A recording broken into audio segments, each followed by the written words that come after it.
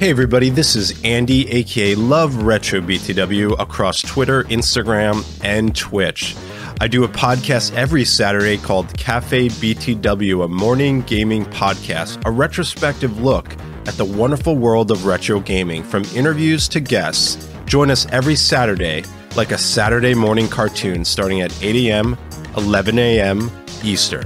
Also, if you're on Twitter, please join the brand new retro gaming community, a place to share, connect, and show your love for the retro gaming community. All the links are down below. And remember, enjoy the Gamers Week podcast.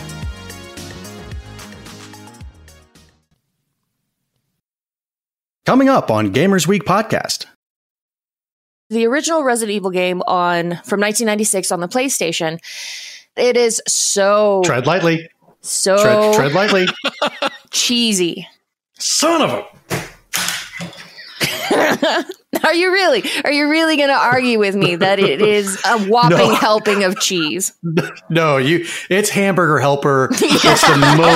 It's the biggest serving of Hamburger Helper cheese that you've ever going to get. It's Cheeseburger Helper. Yeah. Ooh. Mm.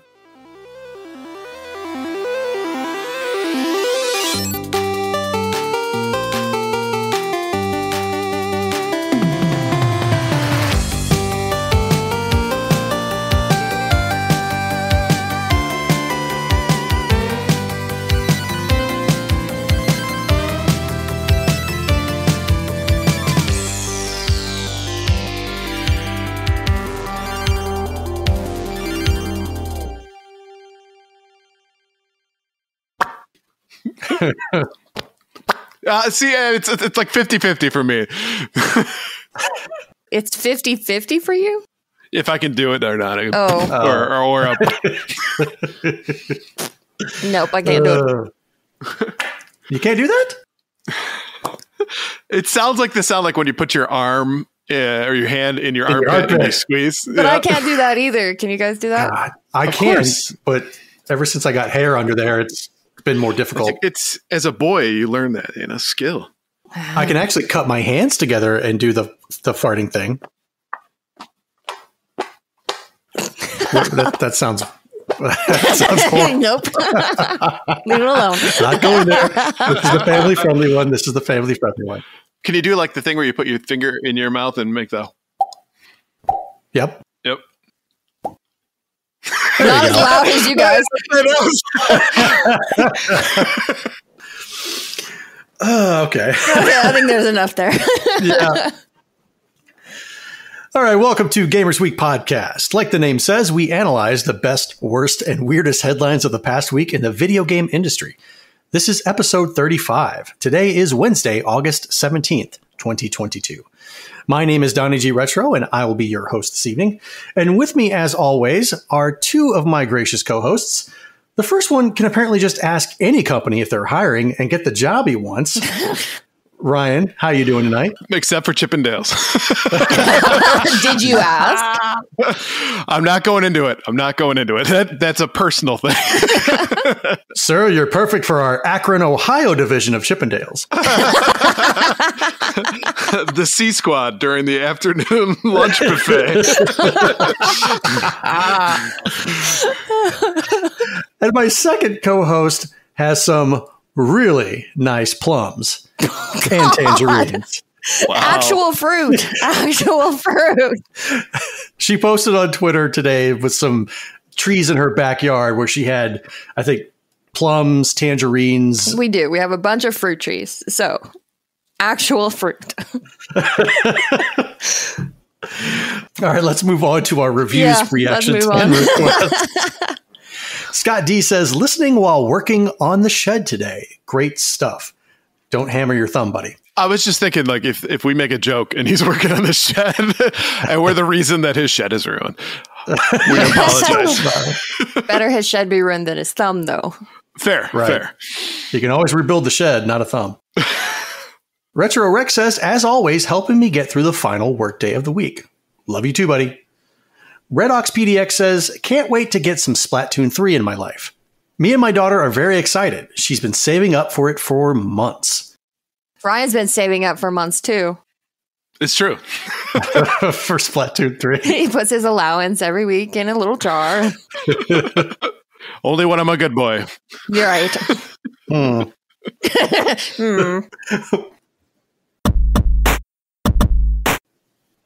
And now it's time for the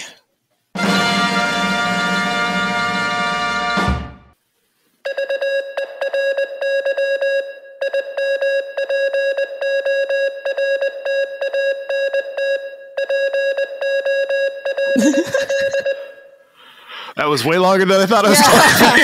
That's what she said. So every Monday on Twitter, we post our VIP, aka very important poll. If you do not understand Morse code, if you'd like to participate, follow us on Twitter at GamersWeekPC. Question this week was, what is your favorite game remake / remaster?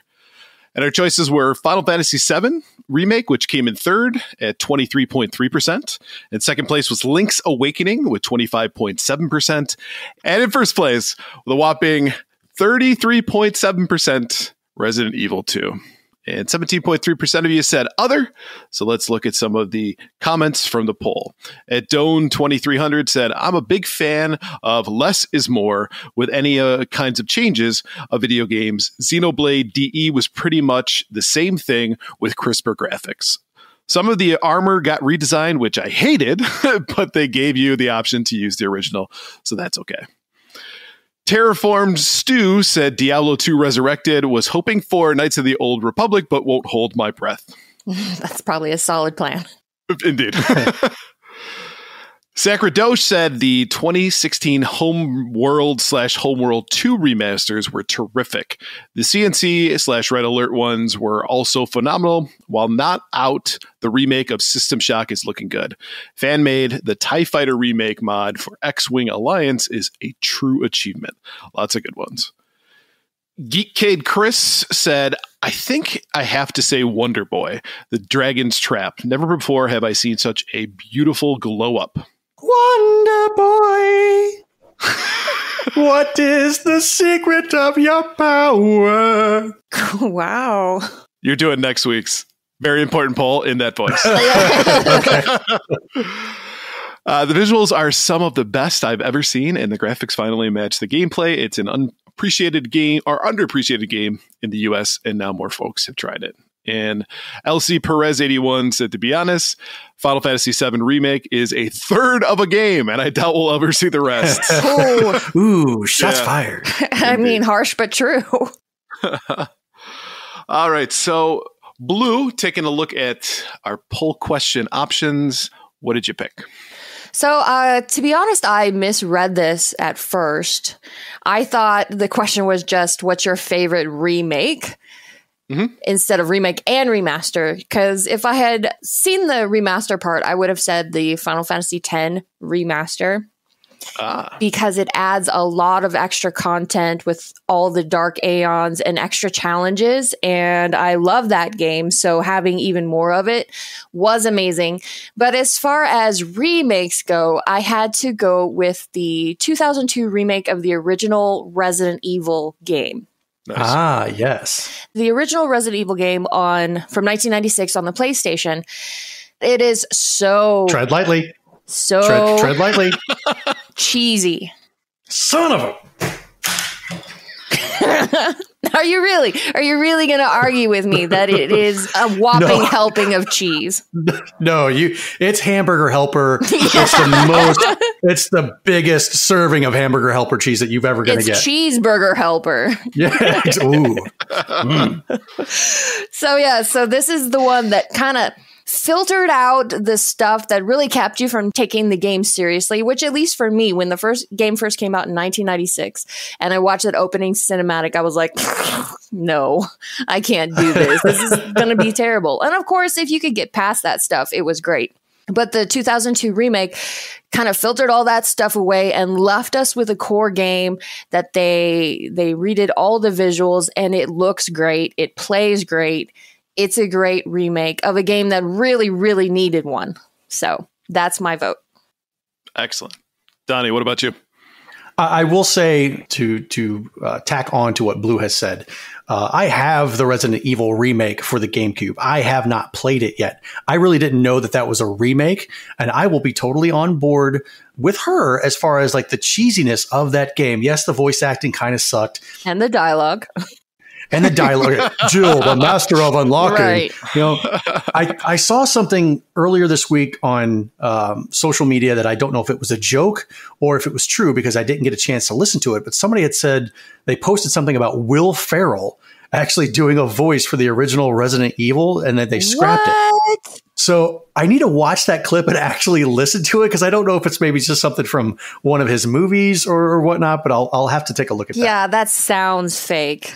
But it would be funny. It would be hilarious if they were able to tie in one of his movie quotes to a scene in Resident Evil. I'd be all for it. I had a little bit of difficulty with this one. Like I said, with that remake thing, I never played it. I own it, but now I'm definitely going to give it a shot. I couldn't really think of a lot of remakes, remasters that I've played. And when Terraform Stu mentioned Diablo 2 Resurrected, I was like, oh, yeah, absolutely. That was a remaster. It looked great. It played pretty much the same as the original one. So that's kind of great, but it wasn't the one that I picked. It wasn't the one that really did it for me. And that was Resident Evil 2. When that game came out, 2 years ago now? Something like that. And that. I saw the visual aesthetic with just like today's graphics. That game with today's graphics and the controls was just, I was blown away. Even though, because we've had this discussion before where you hated the over-the-shoulder controls of Resident Evil 4. But that's what the Resident Evil 2 remake has. I know. And it seems like I'm contradicting myself. But I don't like that tone. That's too bad. When you're so used to the controls of the original Resident Evil 1, Resident Evil 2, and Resident Evil 3, and all of a sudden something switches, you're like, that's just kind of sudden. I'm not really used to this. Yeah, it doesn't do it for me. So at the time, yes, I kind of brushed off Resident Evil 4 because of that fact. But now that we have the Resident Evil 2 remake that did so well in that perspective, I'm willing to go back and give the original Resident Evil 4 a shot before they come back with the remake. Oh, interesting.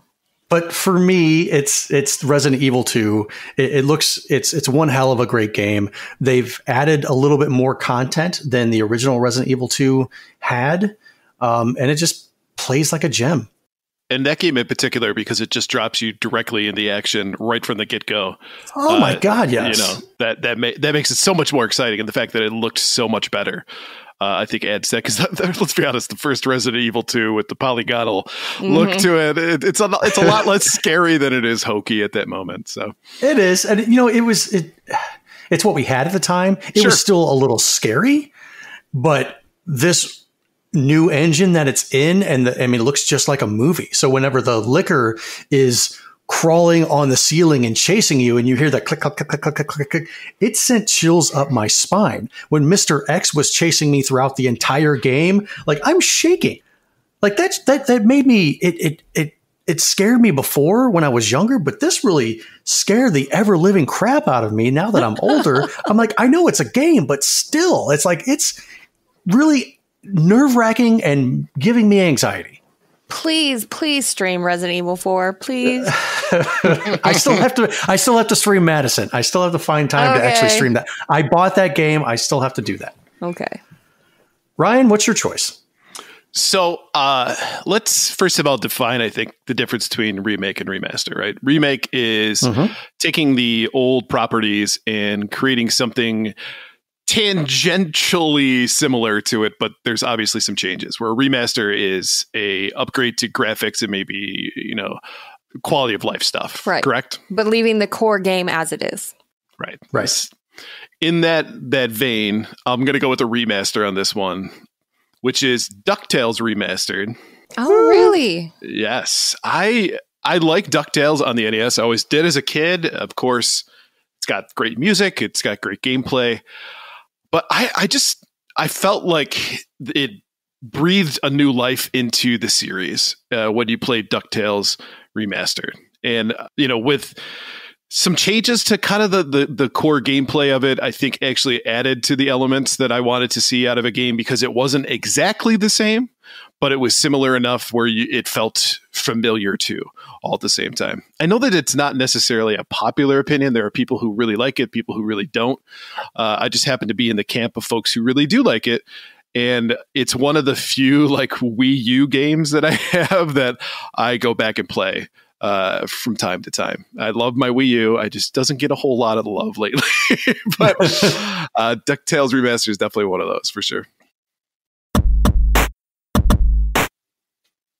All right, let's move on to our patron shoutouts. We couldn't do what we do without the help of our gorgeous patrons. Here are the generous folks supporting Gamers Week on Patreon.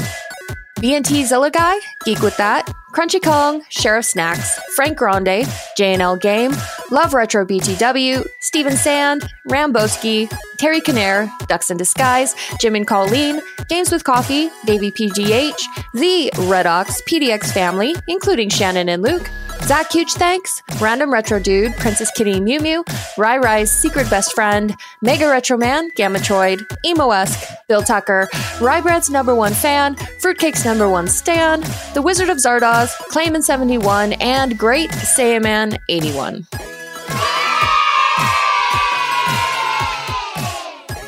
If you like what you hear today, and we really hope you do, please consider joining us on Patreon. Your support helps cover the cost of producing the show, as well as other cool stuff we'll be doing like prizes and giveaways.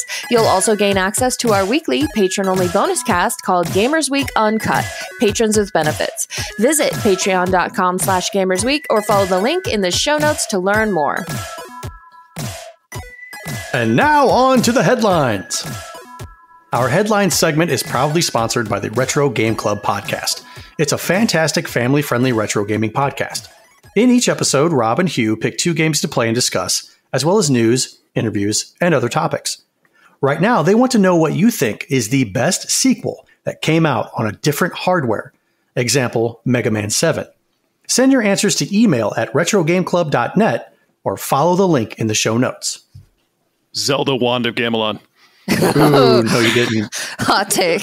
No, you didn't. Faces of Evil. He really likes the voice acting, that's why. Bought some Dodongos. All right, from gamesindustry.biz, Nintendo of America contractors describe sexual harassment frat house environment. Former contractors allege that Nintendo of America was a discriminatory workplace for female contractors, according to an expose by Kotaku. The report highlighted the power imbalance between full-time staffers and contractors, saying promotions to full-time work were given based off of favoritism, with the head of the product testing department routinely making inappropriate advances towards women working under him. A lot of the full-time employees had reputations for using tester pool of associates as dating pool, said one tester. If you were approached and they appeared to be making moves on you, you didn't want to dissuade them too hard. Gross. Kotaku previously reported on harsh working conditions for Nintendo contractors in April, and IGN followed in May with an additional report where contractors criticized the company's culture and their treatment. Kotaku added that following its labor report in April, the head of NOA, Doug Bowser, internally acknowledged the media's allegations about the company's working conditions. He responded to the coverage saying that the firm has zero tolerance for misconduct. Last week, Nintendo of America received its second labor complaint of the year. So the cracks are showing for Nintendo. Mm-hmm.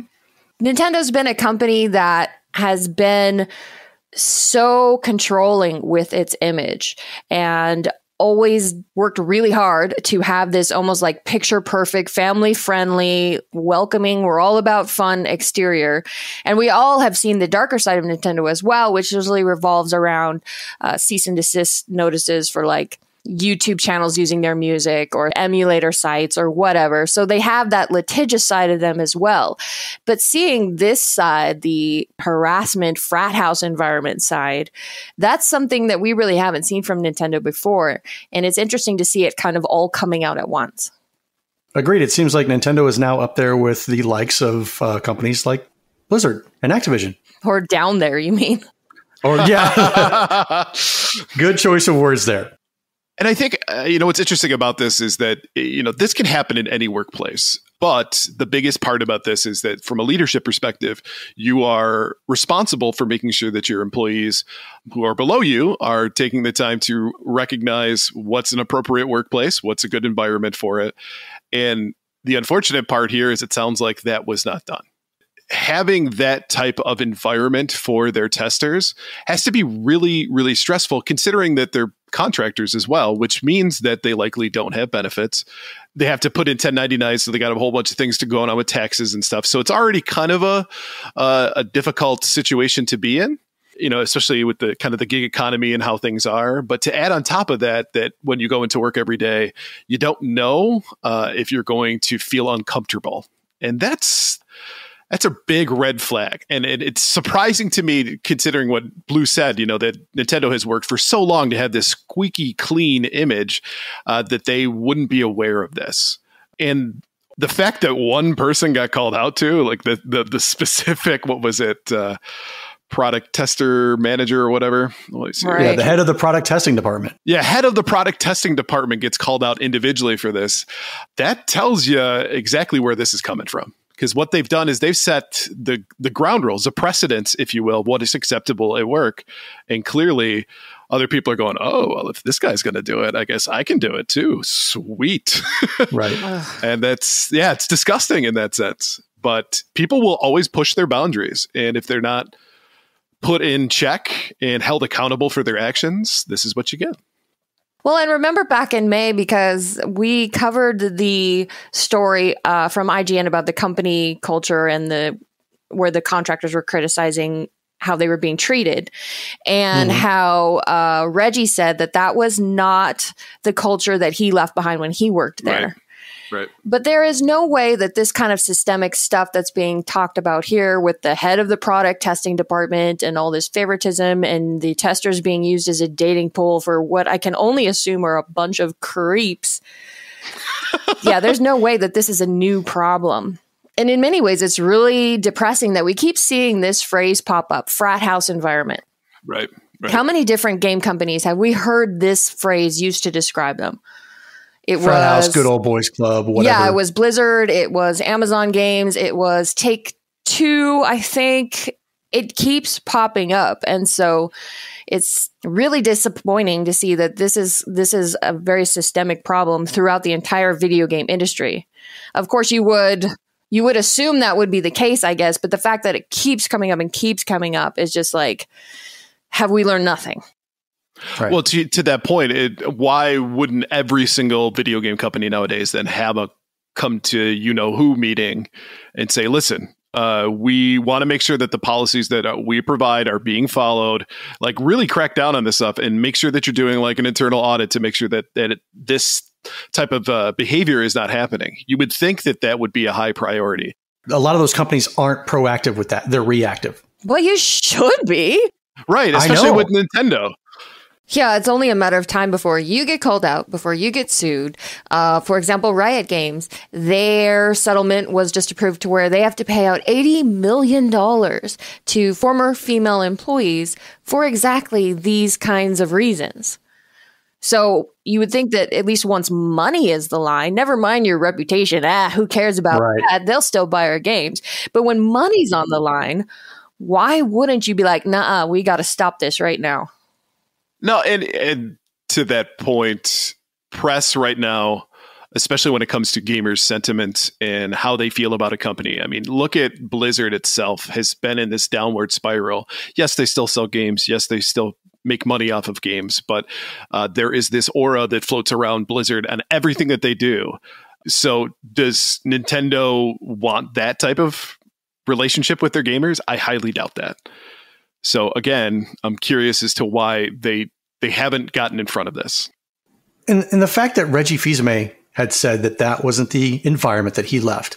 Doug Bowser has acknowledged the media's allegations about the company's working conditions, but he doesn't say that it's going on. He just says that they have zero tolerance for the misconduct. But I would think that a high-ranking official inside your company who's the head of product testing, if there have been stories, if there have been accusations about this person, I would think that one is too many.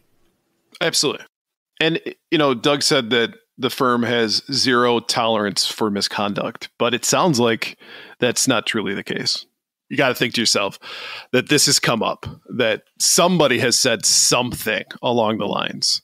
Absolutely. And so it sounds to me that maybe this isn't a zero tolerance thing necessarily, or that's a PR phrase we're using. It's totally a PR phrase.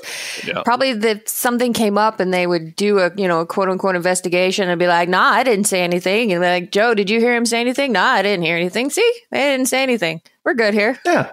Which you make a good point, because that whole frat house mentality would lend to that, to the I've got to cover my you-know-what and my friends involved with that, because we're all part of a crew, right? We're all part of this frat together. Well, and we're all doing the same stuff. So if one of us goes down, we'll all go down. Yeah. We're all culpable, right? Right. Indeed. But that makes it difficult for an organization to investigate that stuff. Right.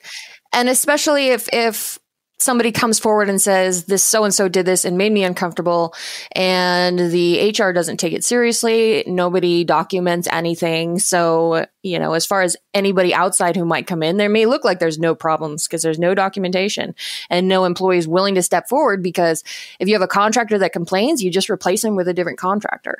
Right. Yep. So it's coming to light. That's progress. That's good.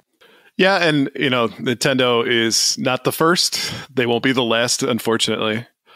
But again, if you are a game company, now is the time to address this stuff before it becomes another newsworthy headline. For real. Yeah, be a trendsetter, step out in front of it, head it off at the pass, and don't let it happen. Just do the right thing. Right. You wouldn't think that would be such a big request. Just do the right thing. Nah.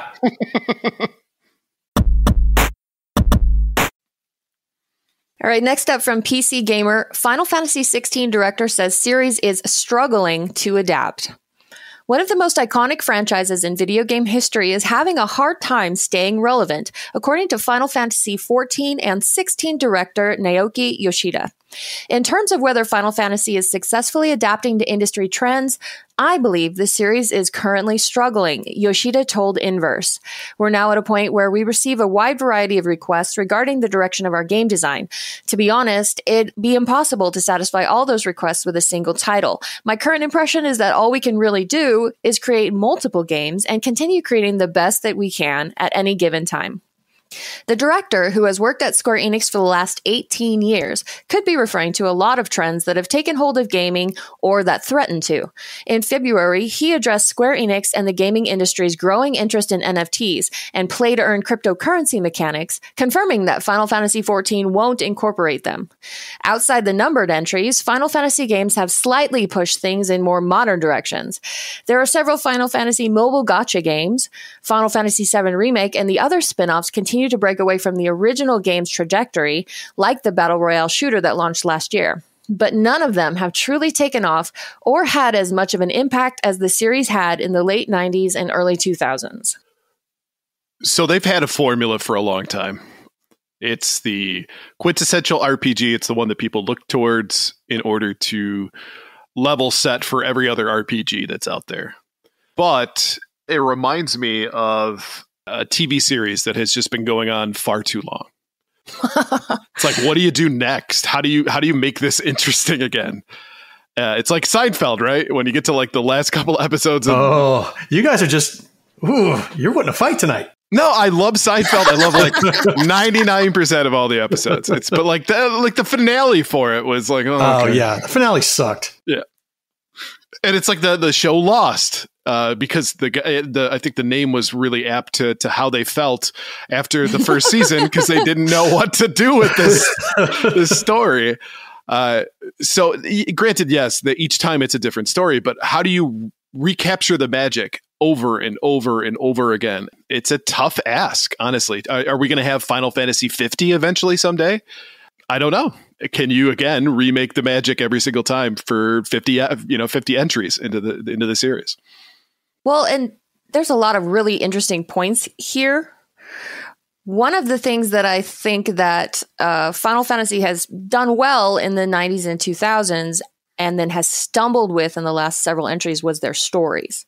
You think about 6, you think about 7, 8, and 9, and 10. Those were all really, really good stories. Once you start into 12, which I really liked, but not everybody does, 13 was not popular, although it has its fans. People didn't like it. I hated it.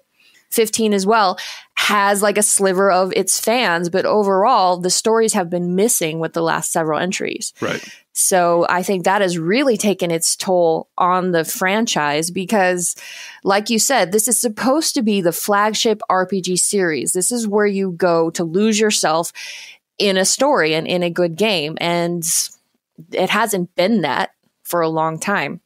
The other thing that I think is weird is this seems to be talking about whether or not the Final Fantasy series can adapt to modern gameplay trends. Modern gameplay trends seem to be, in this definition, everything that we hate. Play to earn, crypto, NFTs, gacha bullshit. Battle Royale. Battle Royale. Do we want Final Fantasy to have those things? And will it automatically be unsuccessful if it can't adapt to those trends? That's a weird take. Well, and the thing is with Final Fantasy, I don't think it was ever really on top of gaming trends at the time. I mean, if you think about it from like the 90s and beyond up until, the 2000s, RPGs weren't really that popular, but they were still coming out with fantastic games to play. Yeah, they made some changes, especially going from turn-based combat into, full action combat. So that was a change towards some of the gamer wants, if you will, from an industry perspective, but they really haven't been the kind of game series that plays to, I guess, the most modern thing that people want. Like, is there a Final Fantasy rhythm game out there? Actually, I think there is. Oh, Jesus. Or a Final Fantasy Chocobo Ranch Manager Sim. But I'm specifically talking about the mainline Final Fantasy Okay, games. no. There's all kinds of Final Fantasy spin-offs that do all kind of weird things. Sure. But as far as the mainline games. Yeah, if you want to chase those other things, sure, maybe there can be a market for Final Fantasy Battle Royale, whatever. They just came out with the Final Fantasy kart racer. Right. Oh, God. I haven't touched a Final Fantasy game since Final Fantasy X. And in all honesty, I don't think that they need to continuously how often are they coming out with new Final Fantasy games? Not often. If 10 was in the PlayStation 2 era, and so was 12. And so was 12. And then 13 was on the PS3, and they had a trilogy of games for 13 under that banner, I guess. And then 15 was PS4. So you get 1 or 2 per gen. Okay, which is not terrible. It's not like they're coming out with one every single year. Yeah, it's not Call of Duty. It's not Assassin's Creed. Exactly. So I think successfully to keep the franchise alive, I think they're doing okay because they're not saturating the market with it. But struggling to fit in with the industry trends, I don't know if Final Fantasy actually needs to do that. If it needs to deviate what it is from its roots just to satisfy what the hot new thing is. Right. I agree that Final Fantasy is struggling, but I disagree as to why it is struggling, at least as far as it's addressed in this article. Final Fantasy is struggling because it doesn't seem to know what it is anymore. The fact that they're even entertaining some of this stuff is kind of mind-boggling to me. And as we mentioned earlier, they've got all these weird spin-offs that do all these weird things. But Final Fantasy's bread and butter has always been those really immersive RPGs with the really amazing stories. Mm-hmm. If the series wants to stop struggling, they should forget about what everybody else does and get back to doing what they used to do best. Or they could just remake all the Final Fantasies from 1 to 2. They probably will. Yeah, at some point. But then, of course, they'll stretch it out. 1 is over 3 releases. 2 is over 4 releases. I'd be really impressed if they could get 3 releases out of the first one. That's what I was just thinking, too. Like,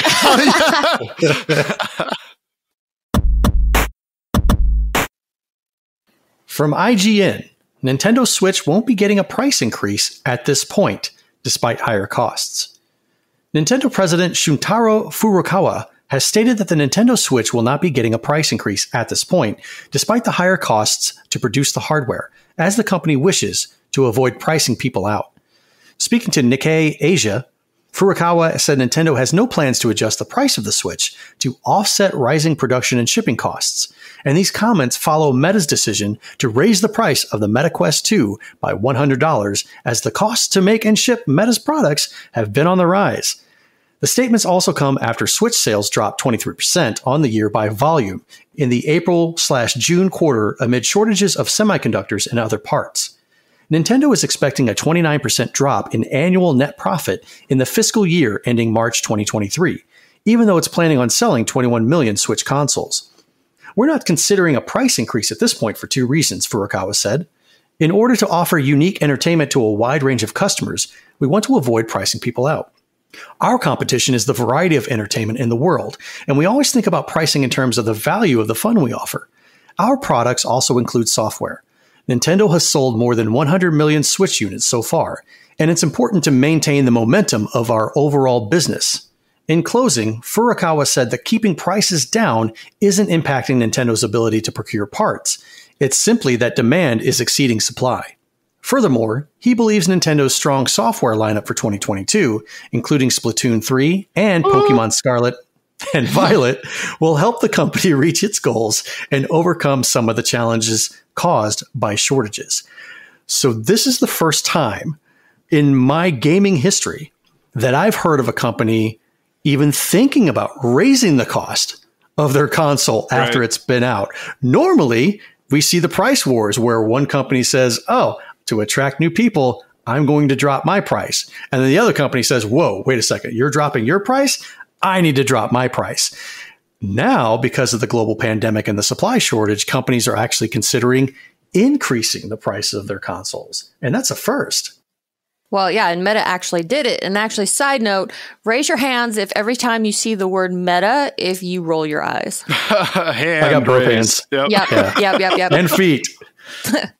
So, yeah, Meta actually raised the price. But I want to say I love this move by Nintendo because what have we been talking about the last several weeks? We've been talking about video game industry income going down as a just kind of a natural result of people getting back to their lives. But there's also an inflation squeeze affecting how much people are able to spend on gaming. And then there's also a part shortage, which makes it more challenging to produce stuff. So all this stuff is coming together to result in the video game industry is not making quite as many billions and billions of dollars as they were before.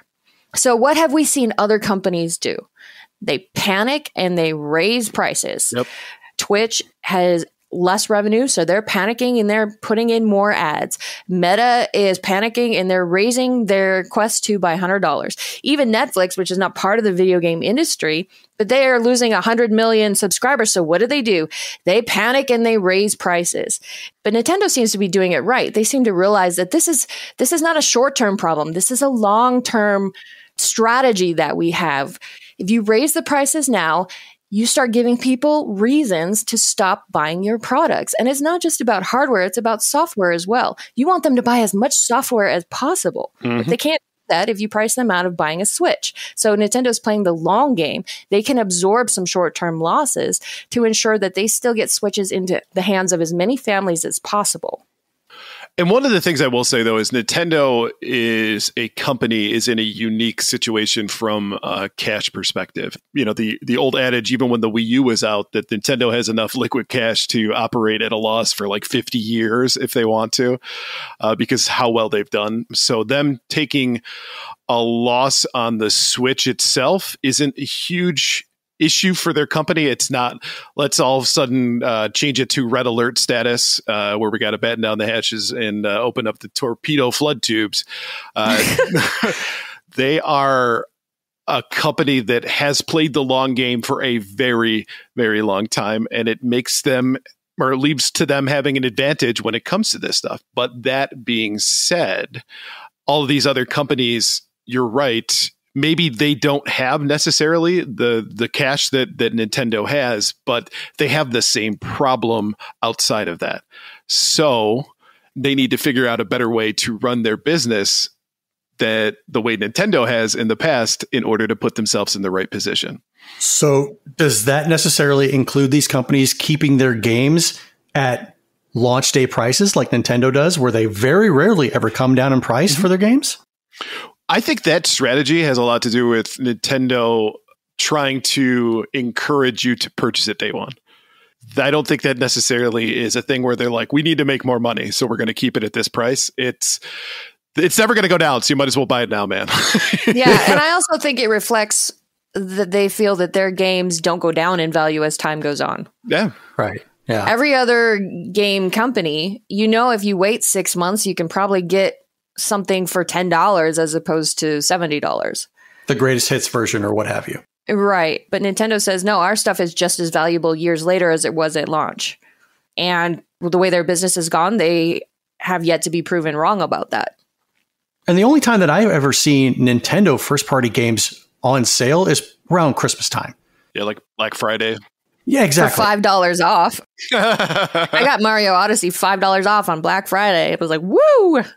I was able to get Breath of the Wild, I think, for half the price of the launch day price on Black Friday at a GameStop. So I picked it up.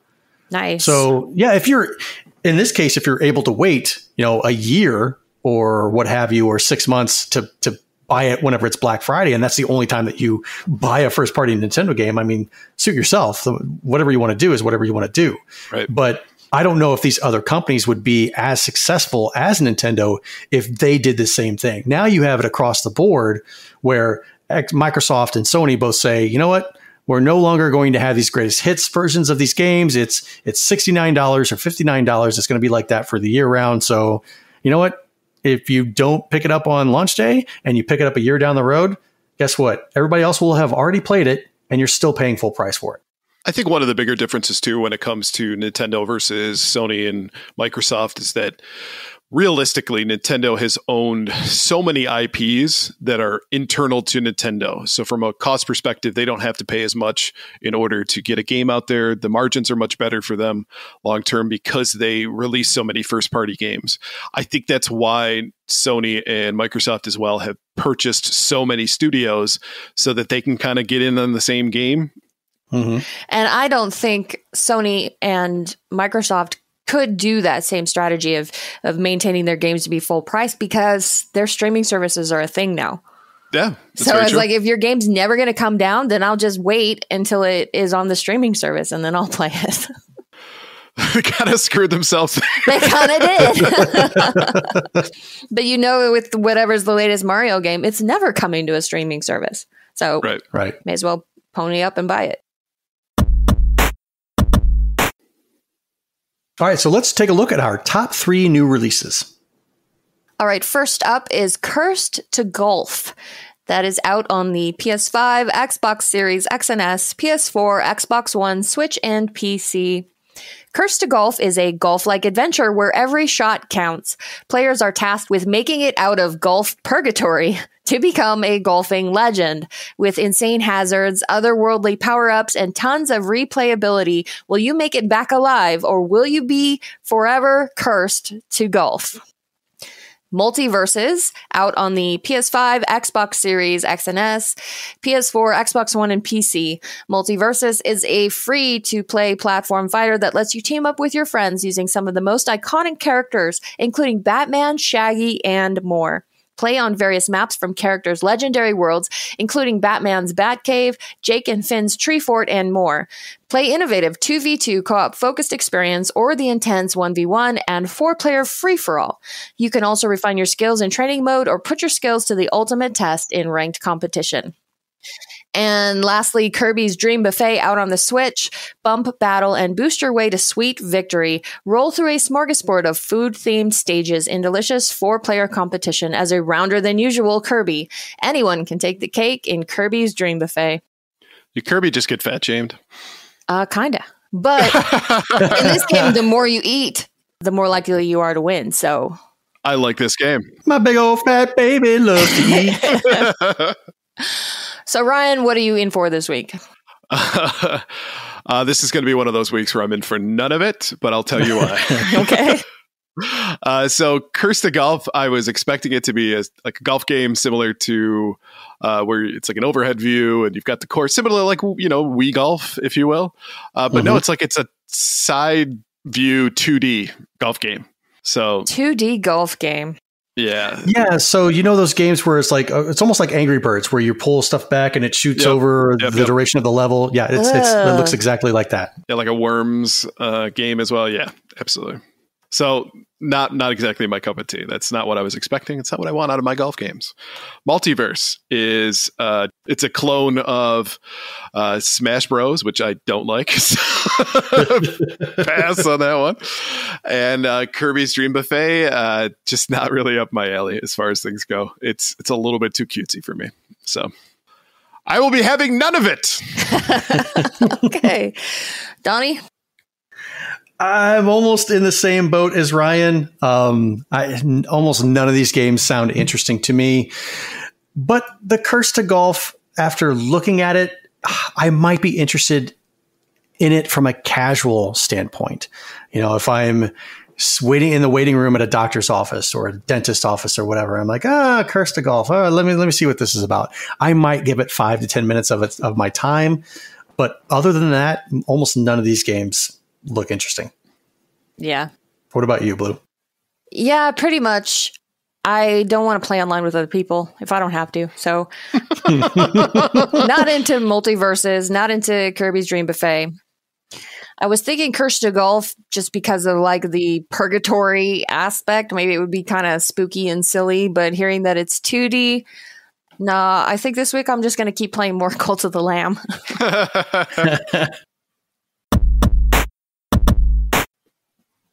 All right, we are giving away a brand new copy of the Capcom Fighting Collection for the Nintendo Switch. So to enter our giveaway, look for Retro Game Brew's pinned tweet on Friday morning and comment with a picture or screenshot of you listening to episode 35. Entries will be accepted from Friday, August 19th to Tuesday, August 23rd. You're already listening to the episodes, you might as well enter now before you forget. This month's game is being provided by our sponsor, JNL Games. Visit jnlgames.com, where all pre-sales are always discounted at $10 off $60 titles and $5 off anything below $40.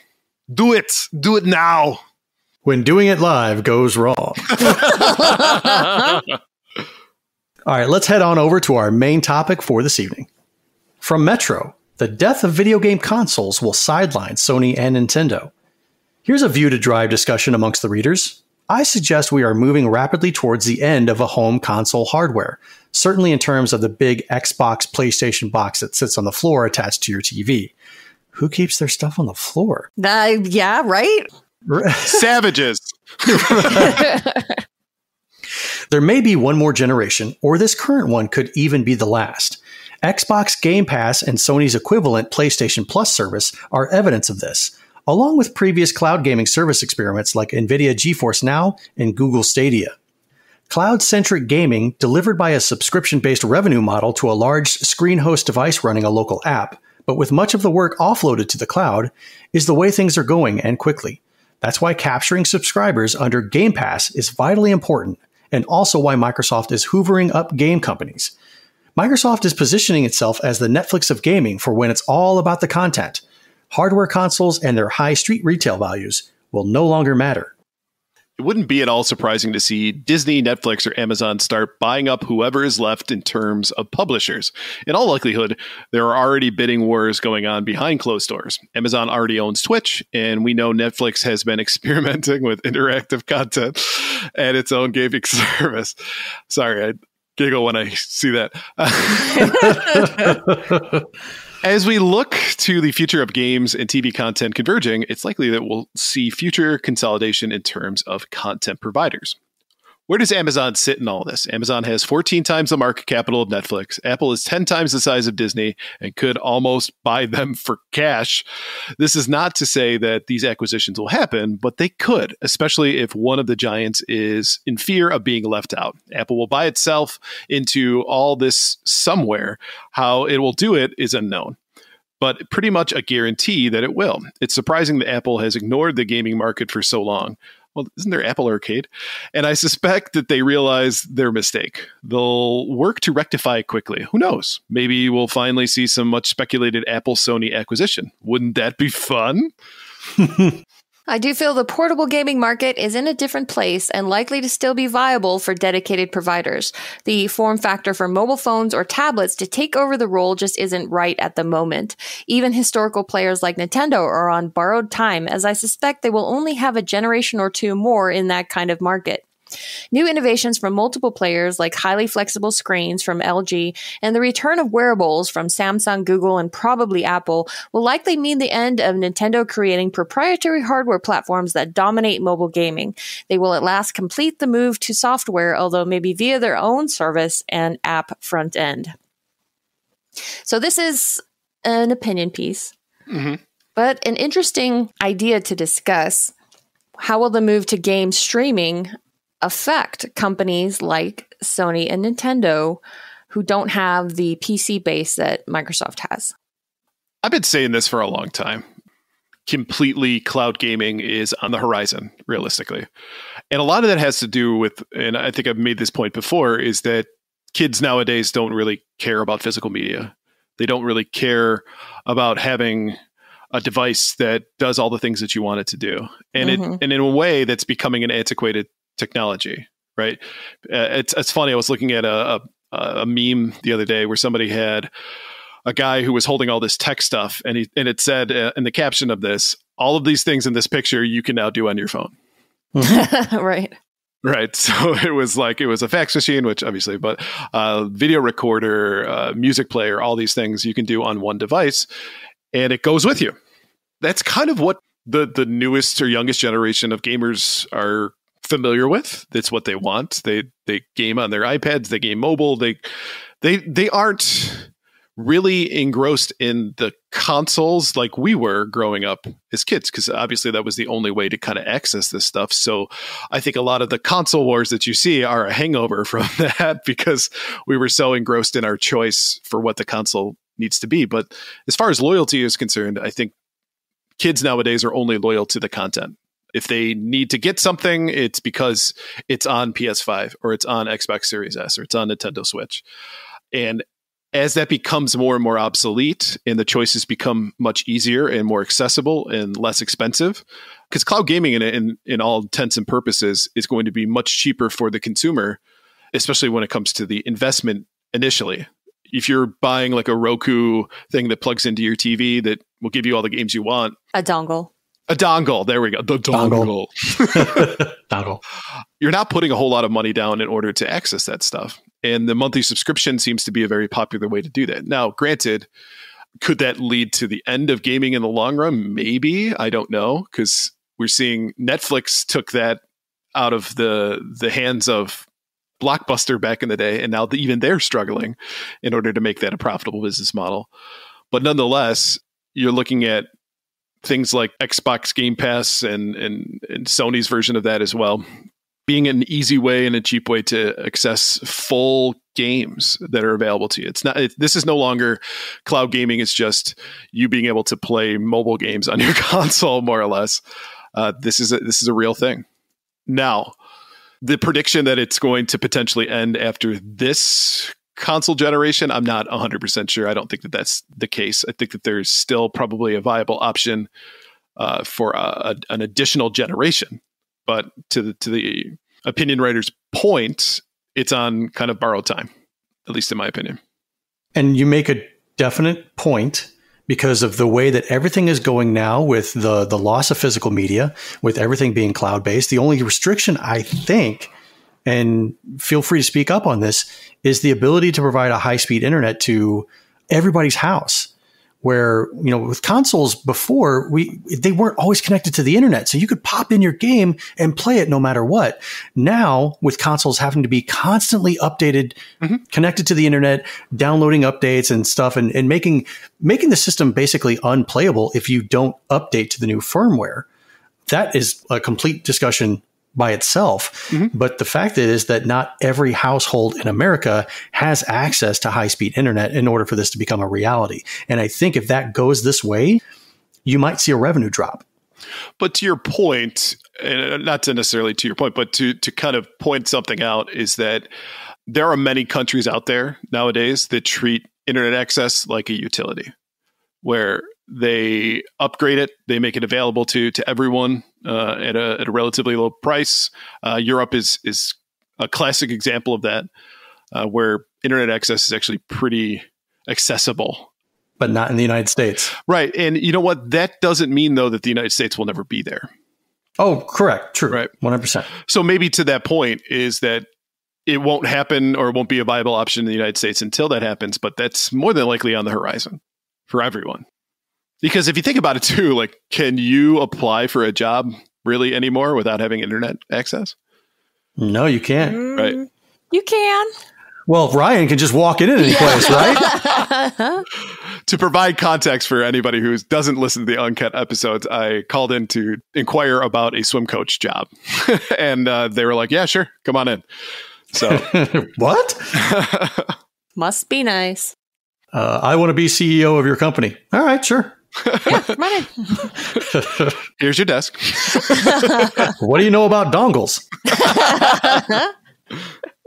Let me tell you. Yeah, the digital future is obviously coming, even though we may not like it. But I don't think that it will actually affect Nintendo all that much. Nintendo has so much more going for it than just the mobile gaming market, which I think it would be more accurate to call it portable gaming rather than mobile gaming, because in my mind, those are completely different types of games. Right. But Nintendo, as we talked about earlier, they have their entire library of first-party IPs. And I really don't see a world where playing Mario is just an app on a different device. I think Nintendo has the weight behind its products to be able to continue to put out its own devices, whatever form they may take. Maybe Nintendo eventually has its own dongle, but there's no way that Nintendo just goes away because people go to digital only. And maybe Nintendo has the right model with the Switch, because that's a multi-platform, if you will, style of game console, because you can take it with you, but it also plugs into your TV. Maybe that's the future as well. I was just getting ready to say that. Yeah, because I mean, Steam Deck is doing that too. So what's to keep Microsoft or Sony from doing this with their next iteration of console? I mean, it would make sense. The only thing is, like, I'm looking at it too from like how I play games, and I never undock that sucker.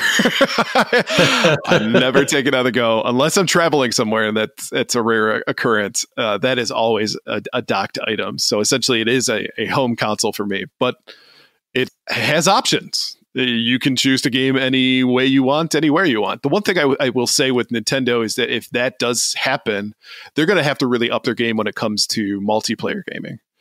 The multiplayer platform for Nintendo is really behind Sony and PlayStation and PC. So if they really want to continue to be a player in that market, even I would say for even their next gen console, they need to make their online platform a lot more robust. So can you elaborate on what you mean by they're not really a competitor with online gaming? Well, it's not that they're not necessarily a competitor. It's just that the functions of it. So like online chat, when it comes to that, it's okay. It's very basic. There's no bells and whistles to it. And do you think there's a reason for that? Yeah, I was though? going to say, I think that was a very conscious decision because first and foremost, they are still a family company. It's true.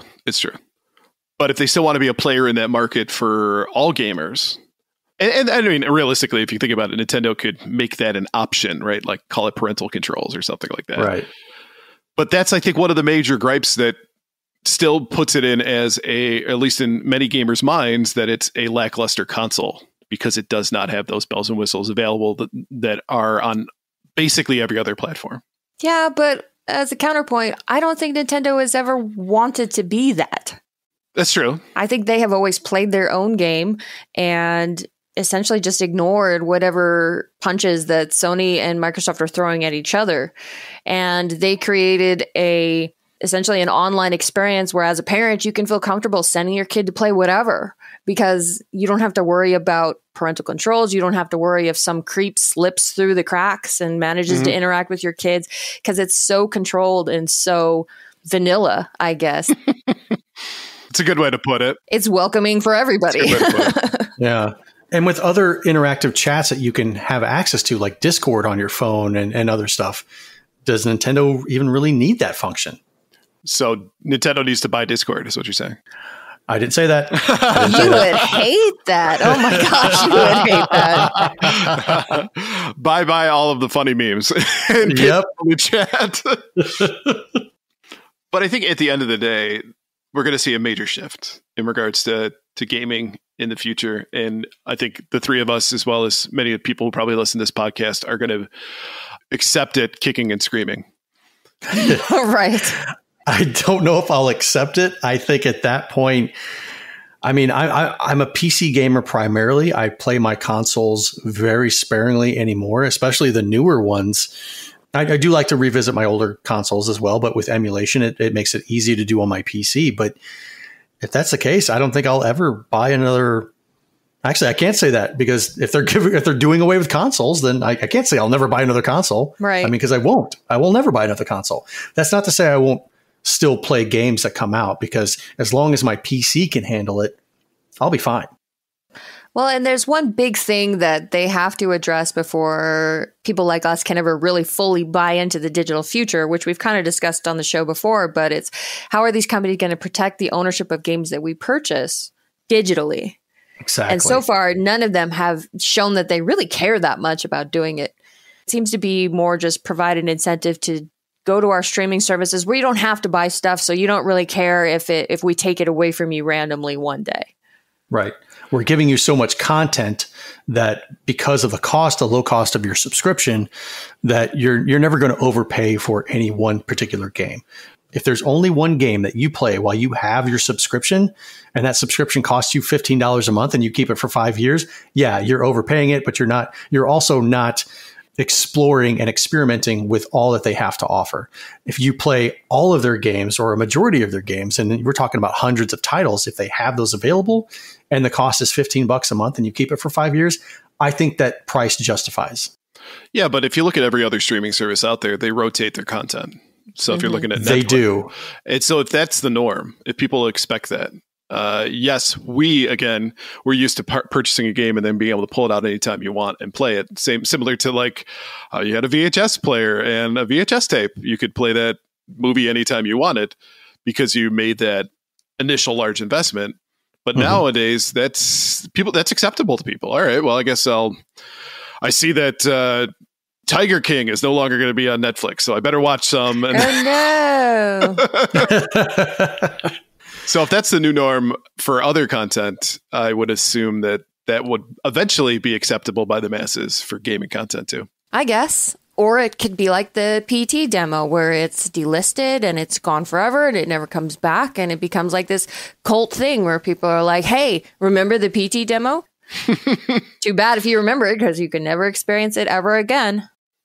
And I'm not a big fan of how Netflix does the whole, it's been here for a while, we're going to take it away for a little bit, and then we're going to bring it back. Why?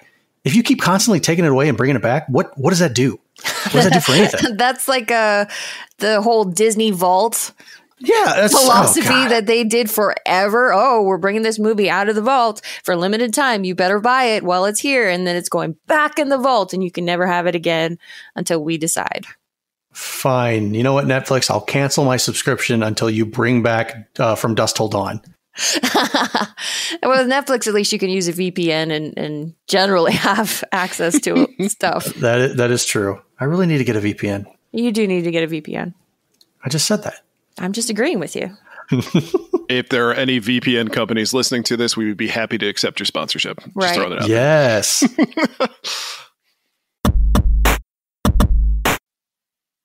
All right, before we move on, let's take a quick break to talk about our sponsor. This segment is proudly sponsored by the Elitist Podcast. It's a show where three friends and occasional guests play games about video games, including trivia, game show games, and more. Here is this week's trivia question. Banned games are nothing new. Different countries ban different games for different cultural reasons. Some get overturned, sometimes with the cooperation of the developers, and some remain on the banned list forever. One country, however, banned all games from entering the country in the early 2000s for nearly 3 years. Do you know which one? Tune into the Elitist podcast this Wednesday to hear the answer. You can find the Elitist on your favorite podcast platform. We'll also have their links in the show notes. Do you guys know the answer? I do. If I had to guess, I would guess redacted. You are not correct. Okay. I could have sworn it was something like redacted. Geographically, you are closer. All right. So the reason that this was banned was because there was some draconian gambling laws that were way too vague. And that apparently, as a result, that encompassed video games to it. But it is the country of redacted. Ah. Okay. Okay. There had to have been a black market for games. Oh, absolutely. 100%. Hey, man, I got this Hello Kitty Island adventure. It's the only game I could get, man. All right, man, I just gotta play something. Yeah, I got some new stock in. Here's some Spogs racing. Oh, Spogs. Good old Spogs. You want to play some Pepsi Man?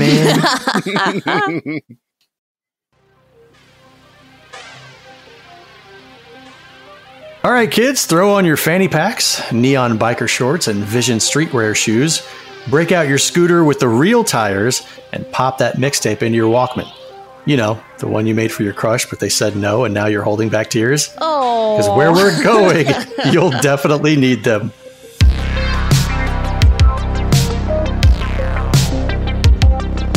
Welcome to the Retro Rewind. This week in gaming history, we take a look back at what was going on in August of 1992. Some hot music on the Billboard charts. End of the Road by Boyz II Men. I danced at my freshman high school dance with that. Baby, Baby, Baby by TLC. The very long November Rain by Guns N' Roses. This Used to Be My Playground by Madonna. This used to be my playground. Used to be. This used to be my childhood dream. Yeah. Oh my God, Becky, look at her butt. It is so big. Baby Got Back by Sir Mix-a-Lot. Humpin' Around by Bobby Brown. I did not mean for that to rhyme. That was Giving Him Something He Can Feel by En Vogue. Just Another Day by John Cicada. I actually forgot about this song until I listened to it today, and I was like, yes, of course. It's that song. So go ahead and bring it up on YouTube, and you'll remember it too. Stay by Shakespeare's Sister, and Life is a Highway by John Cochran. Hot at the theaters, Unforgiven, which I've never actually seen that movie. Yeah, same. Death Becomes Her. Oh, I love that movie. Death Becomes Her is a very funny movie. Yes. Best Bruce Willis role, by the way, where he actually plays something besides okay. All right. the macho action hero. I almost lost it on you. So No, there was no caveat. I just think it's good to see him play something else. Three Ninjas, Raising Cain. Oh my God, Three Ninjas. That was a classic in my household. One of those ones where you go to Blockbuster and rent it and not tell your mom that it was due that day. Watch it one more time. You did that a lot. I did. Yes, he did. The original Buffy the Vampire Slayer. Yes. That is Good an one. awesome movie. It's a great movie. Whispers in the Dark, which I never heard of it. And then I had to go and read the synopsis today. That one is a mind job. Like what ends up happening, it's like, I'm like, whoa, that's, I never would have seen that coming. Rapid Fire with Brandon Lee, rest in peace, and Bebe's Kids. Bebe's Kids. I remember renting that from the movie store one day. Not a good idea.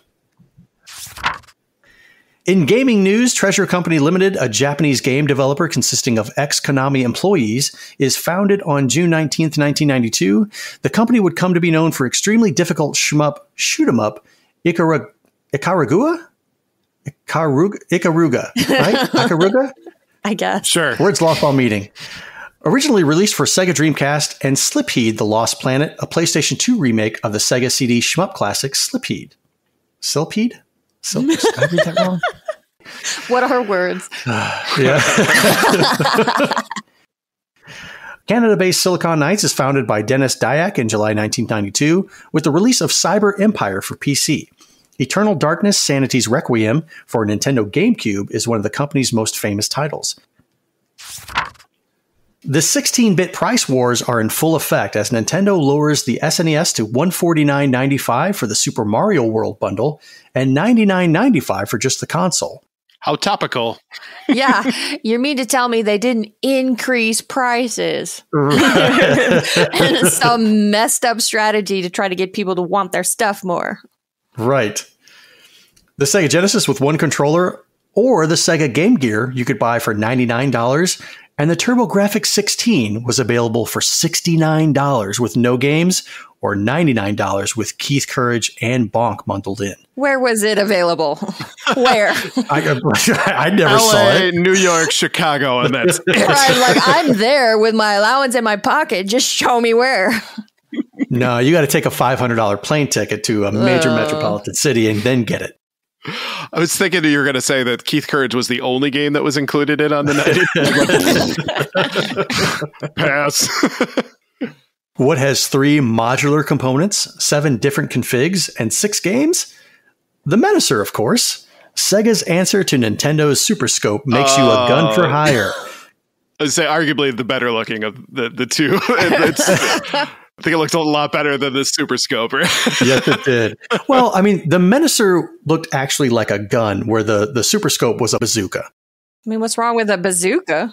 There's nothing wrong with a bazooka. I think they both fit well. It's your personal preference. All right.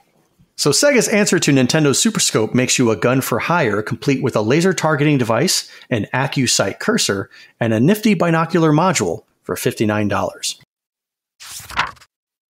Hot at Blockbuster this month was Teenage Mutant Ninja Turtles 3. That was hot. That was hot. That was so hot. Teenage Mutant Ninja Turtles 3. So hot right now. Bulls versus Lakers and the NBA playoffs for the Super Nintendo. I disagree 100%. The Legend of Zelda: A Link to the Past. And Street Fighter 2. Nice. Best-selling video games for each console. Yoshi for the NES. Street Fighter 2/Turtles in Time for the Super Nintendo. Mm-hmm. Evander Holyfield's Real Deal Boxing for the Sega Genesis. Really? Really. It's the real deal. I mean, you got Street Fighter and Zelda, and then boxing? It was a bad month for the Genesis. What can I say? Fun fact, you could actually bite off Evander Holyfield's ear. Could you really in the game? No. That should have been false fact. If you put in the blood code, it should have let you. Oh, God, that would have been amazing. Super Mario Land for the Game Boy. Batman Returns for the Atari Lynx. Well, that's a front runner. I don't know. Okay. Lynx for Microsoft DOS, as well as Where in the World is Carmen Sandiego for DOS. Do up, do up. Where in the world is Carmen Sandiego? In San Diego, it's California. Hot at the arcades, Total Carnage, which is a follow-up to Smash TV. I've never got to play Total Carnage. Air Rescue, Relief Pitcher, and F1 Exhaust Note. You're telling me that these were the hot at the arcades? That was kind of horrible. This month sucks. Street Fighter was out too. Well, Street Fighter had already been out. So these are new ones that are hot? Yeah, yes. Got it. Yeah, not the top ones, whatever. It was just the newer ones at the arcade for that. Got it. Yep. So they probably moved in, saw like maybe $1 worth of action, and they got moved right out. Street Fighter 2 and Zelda: A Link to the Past for the Super Nintendo both take top marks in all 4 categories of GamePro's rating system, while Noah's Ark for the NES is this month's biggest turd. Noah's Ark, like the wisdom tree Noah's Ark? I believe so. Whichever one you go to the different continents to try and get the animals off of, and it's like a side-scrolling platformer. Well, in the wisdom tree one, you don't go to different continents.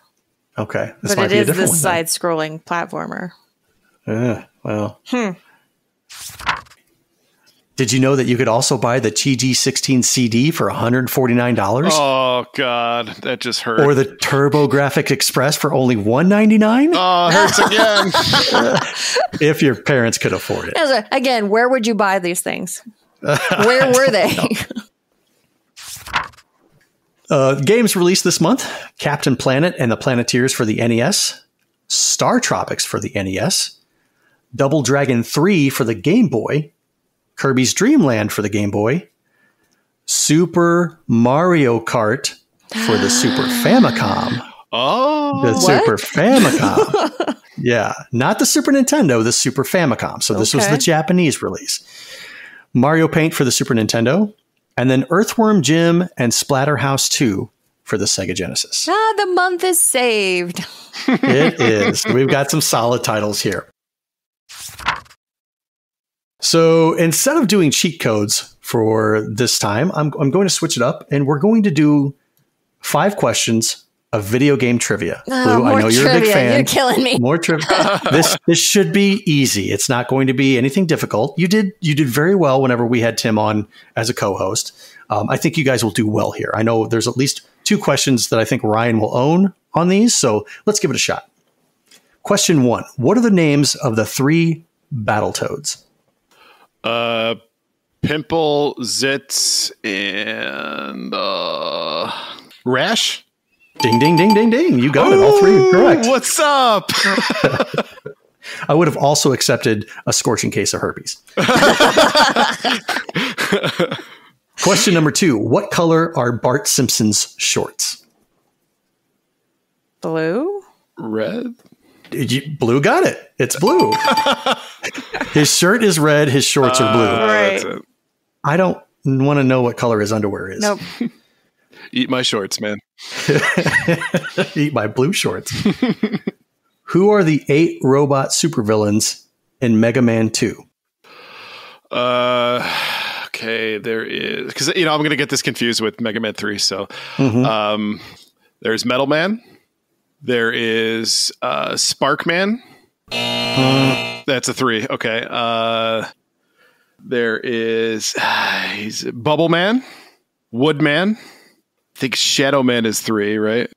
Mm-hmm. Yeah. I feel called out, and I feel like I should know all these. Damn it. Quick Man. Yep. Needle Man. No. Oh, man, see, I told you. Mega Man 3 and Mega Man 2. I always mix up. Shoot. Blue, any thing you want to add? You want to try? Did you say Crash Man? He did not. Okay. Yep, Crash Man's definitely one of them. Yep. And then Airman. Mm-hmm. Yes. And then, I don't know. So Flame Man wasn't one of them, but it's... Well, there's a fire or something, Heat right? Man. Yeah, Heat Man. Heat Man. So we got Woodman, Bubbleman, Airman, Quickman, Crashman, Flash, Metal, and Heat. Isn't that all of them? 4, 5, 6, 7. Yep. Boom, okay, we're good. We're good. Yeah. Bubble, Air, Quick, Wood, Metal, Crash, Flash, and Heat. I'm sure there's a patron who's listening who's like, no, it's this one. It's this one. Yeah, probably they all screamed out the answers immediately and think we're idiots. We'll give you that one. What is the Blob's full name in A Boy and His Blob? Oh, I never played that game. Yeah, I got nothing. It's like you'll smack your head when you hear it. It's Blobbert. Blobbert, really? Yeah. Okay. Blob and Robert. And the last question, how many rings does Sonic need in order to take a hit without harm? I think it's just one. You are correct, sir. Oh! I was like, is this It's a just trick one. question? See, that wasn't so bad, was it? Yeah, it wasn't bad. I'm still disappointed by my Mega Man 2 performance. Yeah, that's embarrassing for you. You were supposed to be the chosen one and know this. Thank you for hopping in the time machine with me this week. Go ahead and change that channel so your parents don't know you were tuned in, and we'll catch you again next time. Oh, and if anyone asks if MTV is still around and playing music videos in 2022, don't break their hearts. Just lie to them. Just pat them on the head. It'll be okay. It's okay. Yeah. All right, let's go ahead and wrap things up. Thank you for listening to episode 35 of Gamers Week Podcast, and a big thank you to the Retro Game Club Podcast, the Leadus Podcast, and Love Retro BTW for sponsoring this episode, as well as J&L Game for sponsoring our giveaway. Don't forget to check out their links in the show notes. If you want to connect with Gamers Week, follow us on Twitter at GamersWeekPC. Email us at gamersweekpodcast@gmail.com. Visit our merch store at gamers-week-podcast.creator-spring.com. Or if you want to do it the easy way, follow the link in the show notes. Join us on Patreon at patreon.com/gamersweek. And finally, since you made it all the way to the end of this episode, please leave us a rating and a review to let us know how we did. We really do value your feedback. And while you're there, consider subscribing on iTunes, Spotify, or your podcast platform of choice. Boom, boom, boom. Lollipop, lollipop, oh, lollipop, lollipop, lollipop, lollipop. Boom, boom, boom. Good night.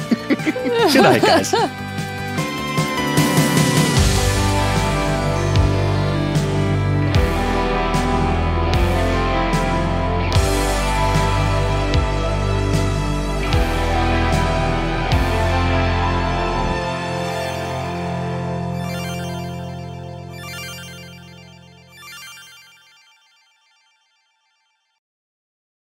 Wonder Boy. Welcome to Gamers Week Uncut. Welcome to Gamers Week Uncut. Welcome to Gamers Week Uncut, patrons with benefits. This is the unscripted, patron-only bonus cast with less editing and more dirty jokes. We don't know where the conversation will go, but we're sure it will be weird. This fish just went right on my nipple, and I'm just like, I Google Street Fighter 6. The first search result that comes up is people think they can see Ryu's in the Street Fighter 6 reveal. Listen up here, kids. You're not going to want to get one of those VD-STDs things, right? Make it fall off. When you go, grab a pro. You'll be doing it for America. that was perfect. If you want to hear weekly episodes of our patron-only bonus cast, join us at patreon.com/gamersweek.